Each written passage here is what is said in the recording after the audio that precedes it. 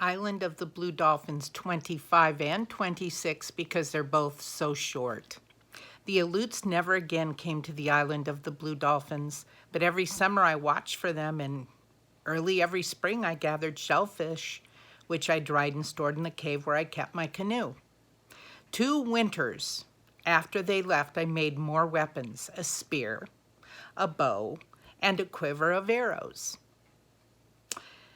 These I also stored in the place beneath the headland, so if the hunters returned, I would be ready to go to another part of the island to move from cave to cave, living in my canoe if necessary.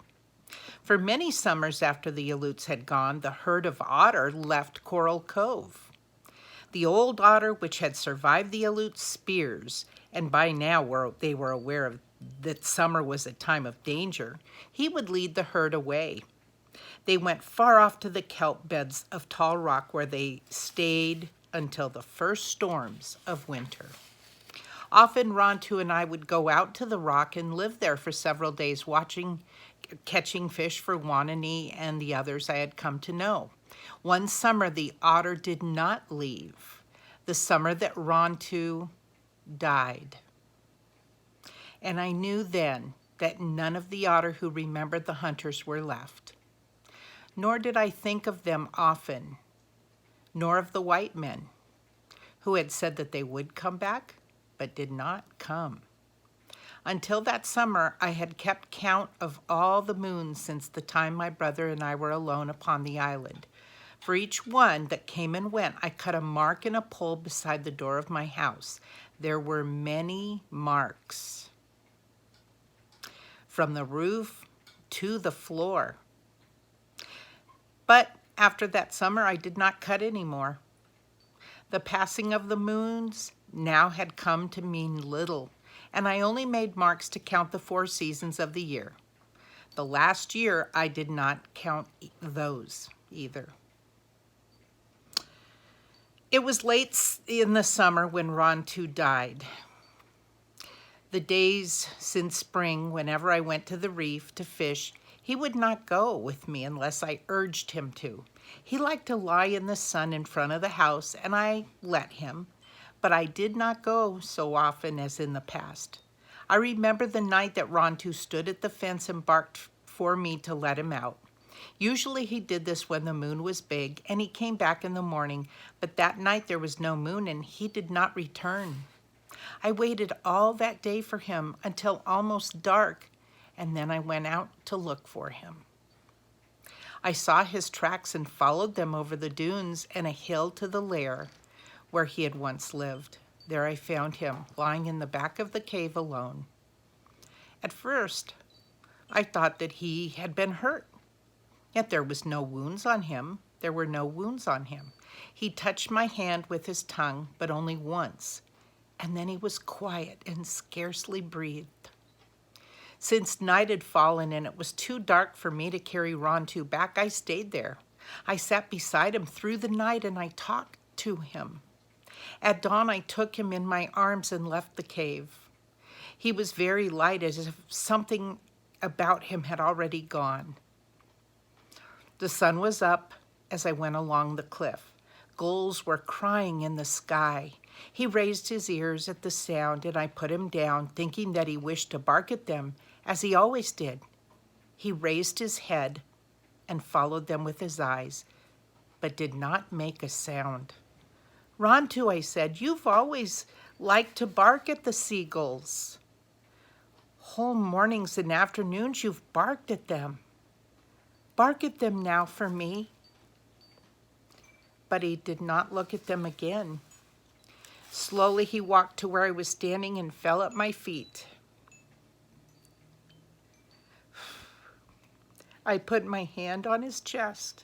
I could feel his heart beating, but it beat only twice, very slowly, loud and hollow, like the waves on the beach, and then no more. Rontu, I cried, oh, Rontu. I buried him on the headland.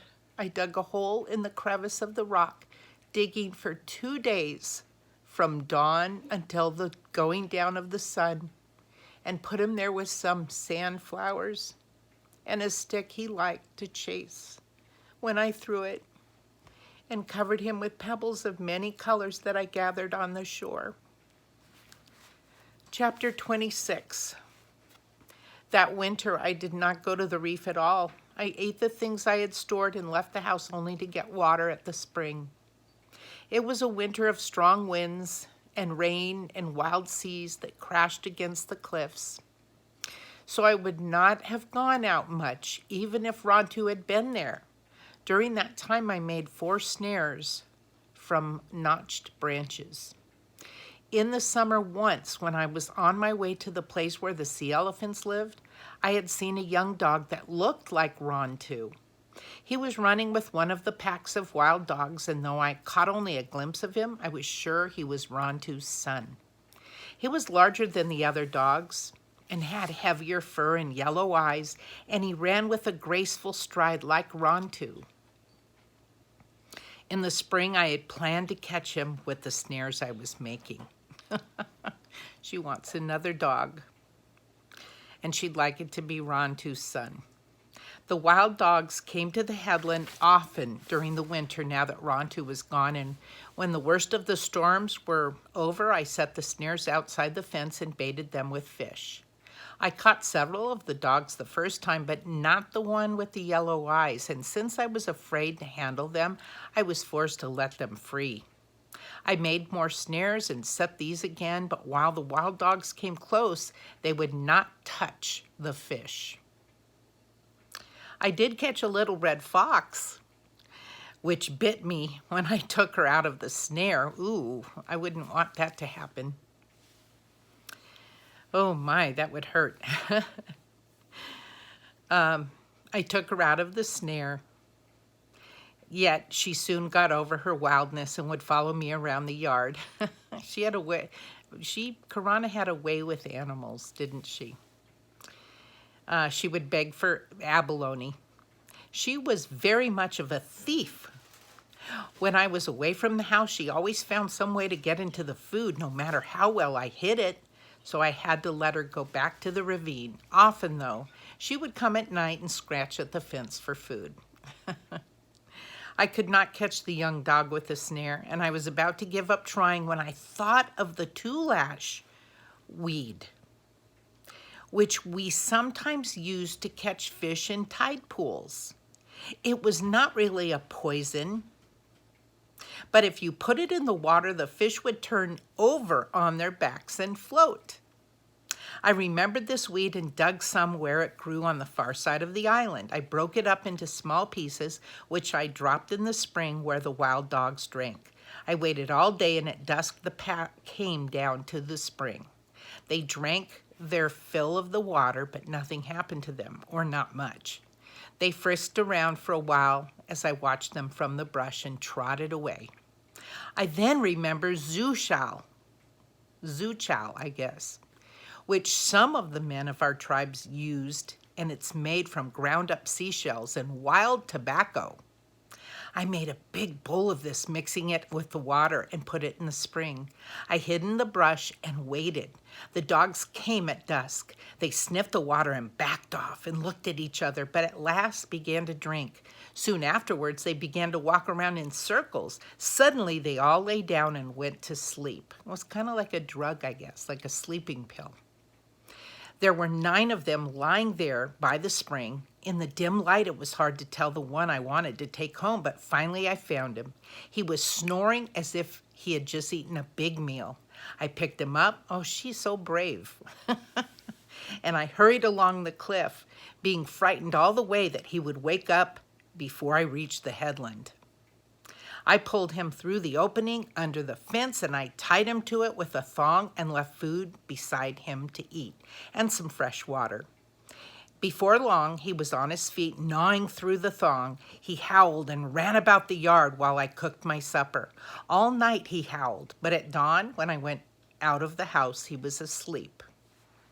While he lay there by the fence sleeping, I thought of different names for him. So she's very determined that this is going to be her new pet. I thought of different names for him, trying first one and then the other, saying them over to myself. at last because he looked so much like his father. I called him Rontu Aru, which means son of Rontu. In a short time, he made friends with me. He was not so large as Rontu, but he had his father's thick coat and the same yellow eyes. Often when I watched him chasing gulls on the sandspit or on the reef barking at the otter, I forgot that he was not Rontu. We had many happy times that summer, fishing and going to Tall Rock in our canoe. But more and more now I thought of Tutok and my sister Ulape. Sometimes I would hear their voices in the wind, and often, when I was on the sea, in the waves that lapped softly against the canoe, she would imagine that she could hear their voices still. A little bit of a sad part, but Karana, she gets over things and she thinks of the next step, which was to get another dog. And, you know, that's an encouragement sometimes to us when we see people live lives where they don't quite give up. And they may be sad for a minute with some, you know, with the passing of an animal or a family member or a friend, but they eventually, you know, pull out of it and they keep on going and they do the next thing. They're brave and courageous, and that's the way of life. That's the way to live. Island of the Blue Dolphins by Scott Odell.